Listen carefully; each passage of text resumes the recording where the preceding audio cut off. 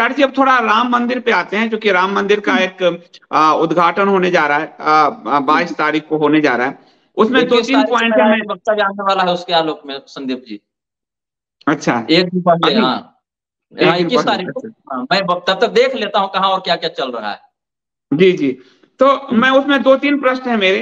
प्रश्न नंबर 1 कि जो राम ट्रस्ट बनाया सरकार ने, उसमें नकली शंकराचार्य को रखा है, वासुदेवानंद जी को, जिसको इलाहाबाद हाई कोर्ट ने नकली कहा। तो प्रश्न नंबर 1, मुलायम सिंह के समय जिस अधिकारी ने गोली चलाने के आदेश दिए थे, उसको सर्वे सर्वा बनाया है नृपेंद्र मिश्रा।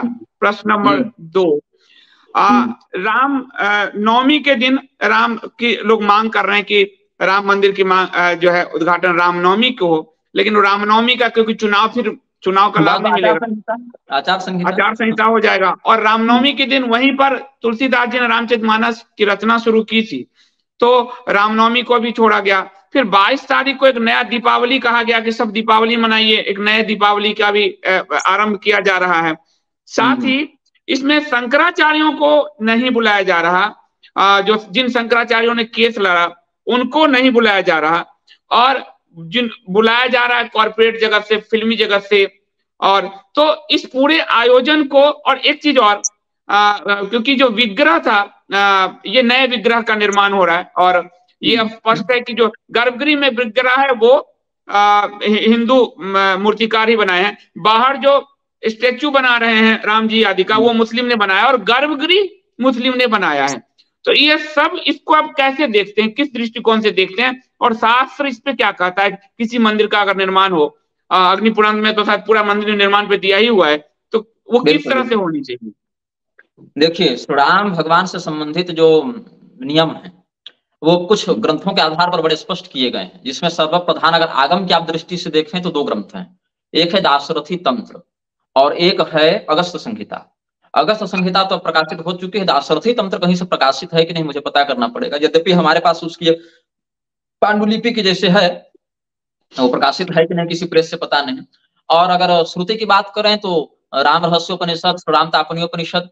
अगर इतिहास पुराणों की बात करें तो नारद पुराण, अग्नि पुराण, स्कंद पुराण और विष्णु धर्मोत्तर पुराण, आनंद रामायण, इन सबों के माध्यम से श्रीरामोपासना परक सदाचार का बहुत स्पष्ट आप अनुभव कर सकते हैं।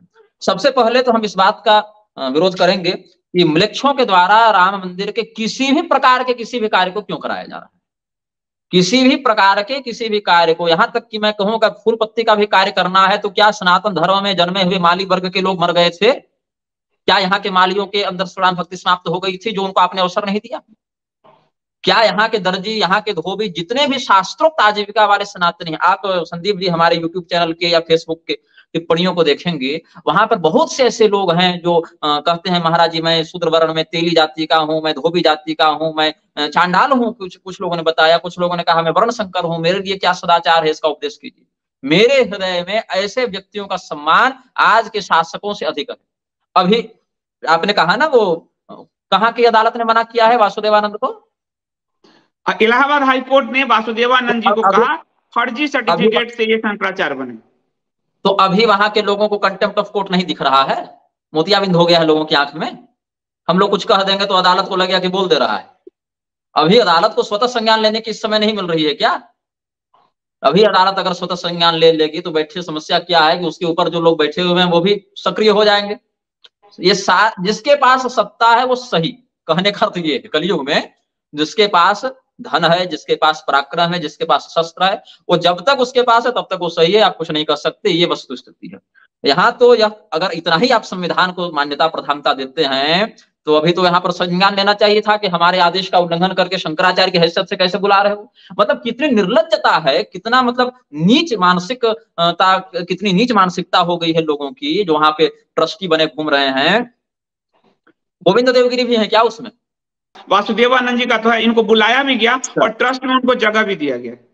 अच्छा, तो वासुदेवानंद मतलब कितनी गहरी राजनीति है कि स्वामी मुक्तेश्वरानंद सरस्वती जो आज से नहीं बल्कि उनके गुरुजी भी, जब स्वामी मुक्तेश्वरानंद सरस्वती धर्म जगत में आए भी नहीं थे तब से ये विवाद उनके गुरुजी देखते आ रहे हैं, और जब आए तो उनको सौंप दिया। हर प्रकार से आर्थिक हो, सामाजिक हो, सांप्रदायिक हो, उन्होंने इसको अपना प्रोत्साहन दिया, अपना प्रमाण दिया, और उन्हीं की स्पष्ट विरोधी जो कि जोशी मठ का शंकराचार्य होने का दावा करता है, ऐसे विदेशगामी आरूढ़ पतित वासुदेवानंद को बुलाने का क्या मतलब है? यह दिखाना चाहता है शासन तंत्र दलाई लामा को, क्या मतलब है? जिन बौद्धों ने उखाड़ कर फेंक दिया था ये कौन है? गोविंद गिरी जी कोषाध्यक्ष हैं। गोविंद गिरी को मैं कहना चाहूंगा, अगर वो सुन रहे हैं या न भी सुन रहे हैं तो मेरी बात तो मैं कहूंगा ही, स्वामी करपात्री जी की परंपरा के अंतर्गत ये अपने आप को परिगणित करते हैं। कई बार स्वामी करपात्री जी विदेश गमन के इतने प्रखर विरोधी रहे हैं, और स्वामी करपात्री जी के नाम पर इन्होंने या इनके जैसे लोगों ने जितना प्रसिद्धि और जितना धन को जितने प्राप्त किए हैं ये लोग, क्या वहां पर ऐसे व्यक्ति का जो कि शंकराचार्य छोड़िए दंडी सन्यासी होने की अर्हता नहीं रखता, ऐसे ऐसे लोगों को चुनकर इन लोगों ने रखा है ना, जो बार बार राम भक्तों के शव पर भीषण अट्टहास कर रहे हैं। शरीर से नहीं, मानसिकता से ये लोग हो चुके हैं पिशाच, नर पिशाच हो चुके हैं। और मतलब एक प्रकार से अब मुलायम सिंह का आपने नाम लिया, क्यों? अब तो पवित्र हो गया ना भाई, उसको तो सीधे विष्णु भगवान के अवतार ने पद्म विभूषण दिया है, आप कुछ नहीं कर सकते। कहाँ है आप अभी? मतलब रामभद्राचार्य को जब रामभद्राचार्य के लोगों ने हम पर कहा था कि गुरु जी को पद्म विभूषण मिला हुआ है, हमने कहा था हिंदू देवी देवताओं के नग्न चित्र बनाने वाले एम.एफ. हुसैन को भी सरकार ने पद्म विभूषण दिया हुआ था। ठीक बात। पद्म विभूषण वही औकात है, चापलूसों के लिए वही औकात है। जैसे मैं ये शब्दावली लोगों गलत लग सकती है, अपने पालतू पशुओं के गले में जैसे पट्टा बांध दिया जाता है ना, और वो उसके आगे पीछे पूंछ डुलाता है। सरकारी जितने भी ये सब होते हैं, अधिकांश मामलों में जो ये सब दिए जाते हैं उससे अधिक सम्मान की वो नहीं रखते योग्यता, और दलाई लामा को बुलाया जा रहा है। किस बौद्ध ने किस काल में, जिस वाल्मीकि रामायण में तथागतम नास्तिक मत्र बुद्धि वाले श्लोक में बौद्ध मतावलंबियों को दंडनीय बताया गया है, वहीं पर अब यहाँ पर कुछ लोग कहेंगे कि इसका अर्थ है कि रामायण बुद्ध के बाद लिखी गई। उनको मैं कहूंगा कि उत्तरकांड प्रसंग संन्यासाधिकार विमर्श में हमने 28 बुद्धों की चर्चा की है, किस समय कहां पर कौन बुद्ध हुए थे। गौतम बुद्ध तो बहुत अर्वाचीन हुए, ये तो 28वें 29वें में आते हैं, या बुद्ध वंश पालिका ही आप लोग अनुशीलन कर लेंगे, उस पर हमने अमृत वचन में भी लिखा है और उत्तरकांड वाली पुस्तक में भी लिखा है, यूट्यूब फेसबुक पर भी, मेरी वेबसाइट पर भी लेख उपलब्ध होंगे।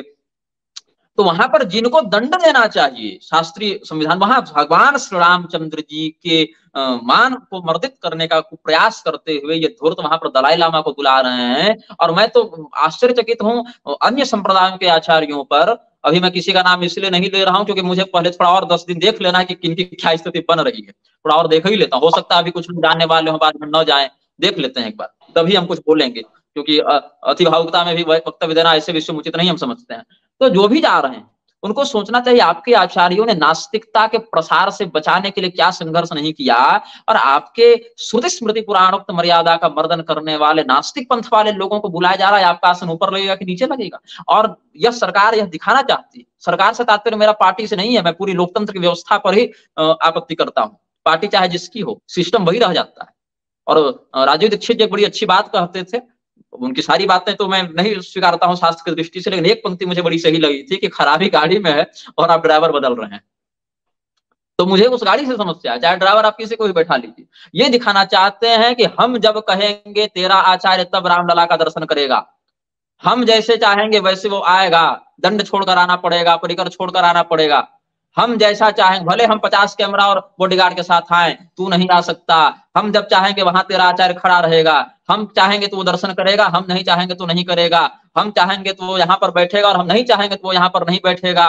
कुल मिलाकर राज सत्ता, राज तो है नहीं, ये पैशाचिक सत्ता जो है जब दिखाना चाहती है कि तुम्हारे हिंदुओं के धर्माचार्यों की औकात है कि जहां हम जूता खोलते हैं अगर वहां बैठने कहते तो वहां उसको बैठना पड़ेगा।